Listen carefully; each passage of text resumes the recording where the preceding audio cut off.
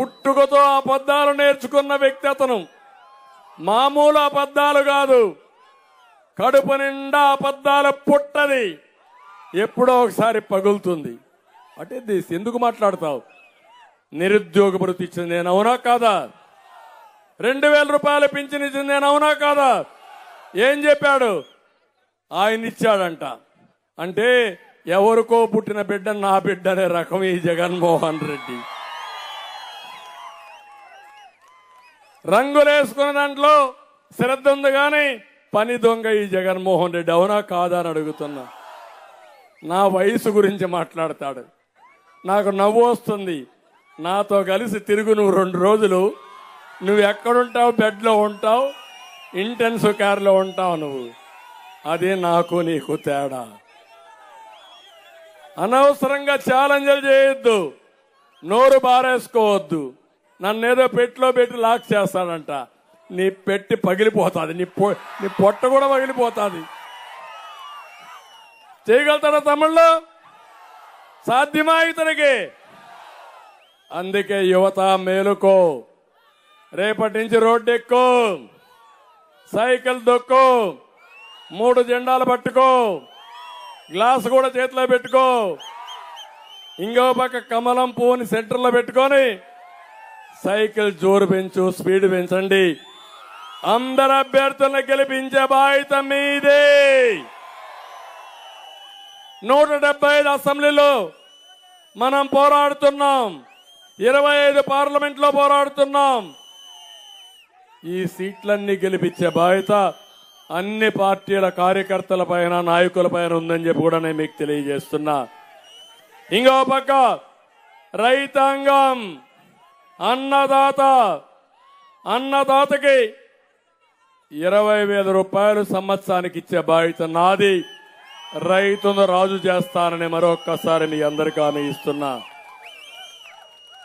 కౌలు రైతులకు కానీ, రైతు కూలీల కోసం ప్రత్యేకంగా కార్పొరేషన్ పెట్టి రైతు కూలీల్ని పూర్తిగా ఆదుకునే బాధ్యత నేను తీసుకుంటానని మీ అందరికీ హామీ ఇస్తున్నా. గిట్టుబాటు ధర నేను వస్తానే, గిట్టుబాటు ధర వస్తుంది తమ్ముళ్ళు. సంచులు కూడా వస్తాయి. సంచుల్లో ఎక్కడ కూడా మళ్ళా బొక్కలు ఉండవు. జగన్మోహన్ రెడ్డి బొక్కలుండే సంచులు మీకు ఇస్తాడు. దాంట్లో కూడా కమిషన్ల కక్కుర్తి.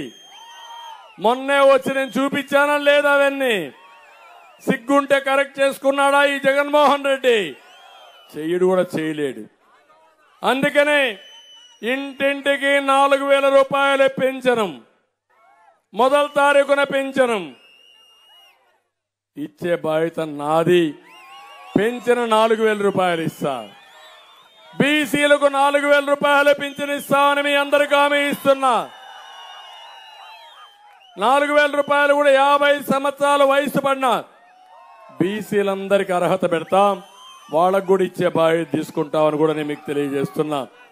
బీసీల కోసం, ఎస్సీల కోసం, ఎస్టీల కోసం, మైనారిటీల కోసం, అగ్రవర్ణాల్లో కాపుల కోసం కూడా ఒక డిక్లరేషన్ తీసుకొస్తాం. పేదవాళ్ళందరికీ తీసుకొస్తాం.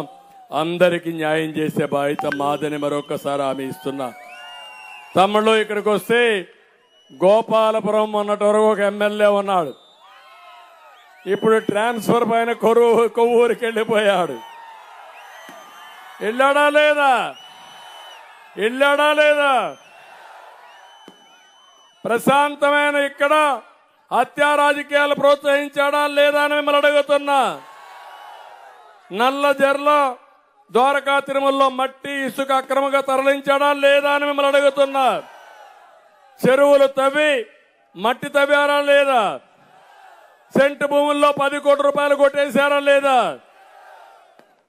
ఆయన అక్రమాలు, అరాచకాన్ని ప్రజలు చేకూరడంలో ఇప్పుడు కొత్త టెక్నాలజీ తెచ్చాడు జగన్మోహన్ రెడ్డి. అదే ట్రాన్స్ఫర్. ఎమ్మెల్యేలని ట్రాన్స్ఫర్ చేయగలిగాడు. అంటే ఈ ఊర్లో చెత్త, ఊర్లో బంగారం, ఆ ఊర్లో చెత్త, ఇక్కడ బంగారం. ఏం తమ్ముళ్ళు ఒప్పుకుంటారా? హోమ్ మినిస్టర్ గా ఉండి ఆవిడ అక్కడ గెలవలేదు, ఇక్కడ గెలుస్తుంది. అంటే మిమ్మల్ని మోసం చేయడానికి మీ చెవులో పువ్వు పెడుతున్నారు. మీరేం చేయాలి? తలా ఒక పువ్వు జగన్మోహన్ రెడ్డి చెవిలో పెట్టాలి. ఇప్పుడు పెడతారా లేదా? ఇది నీకు దళితుల పైన ఉండే ప్రేమ.